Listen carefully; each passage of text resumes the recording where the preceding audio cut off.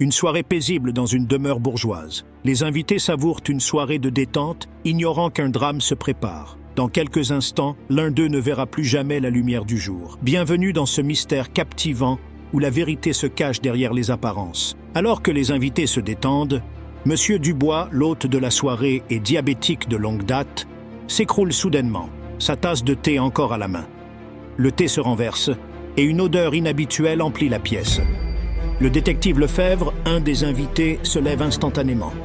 Quelque chose ne va pas. Il n'y a aucun doute. Un meurtre vient de se produire. De l'interrogatoire émergent 3 suspects. Isabelle, la gouvernante, explique qu'elle a préparé le thé comme d'habitude, mais avoue que... Je me souviens plus si j'ai ajouté du sucre ou non, ou peut-être une cuillère de trop. Bernard déclare. Je suis resté tout le long dans le salon, je ne l'ai jamais quitté. Marc déclare. Je discutais avec d'autres invités, je ne suis pas coupable. 3 suspects, 3 alibis, mais un seul coupable. Avez-vous remarqué l'indice caché? Réfléchissez bien. Marc, Bernard ou Isabelle.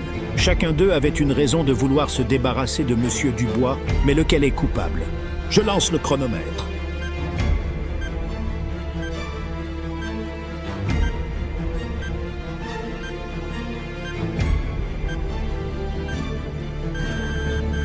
Le détective se tourne vers Isabelle. C'est vous la coupable. Il poursuit. Vous saviez que Monsieur Dubois, étant diabétique, ne prenait pas de sucre. Pourtant, vous avez prétendu avoir oublié la quantité mise dans son thé. En réalité, c'était du poison que vous y avez ajouté. Merci d'avoir suivi cette enquête avec nous. Pour d'autres énigmes tout aussi captivantes, n'oubliez pas de vous abonner. À très bientôt pour une nouvelle affaire.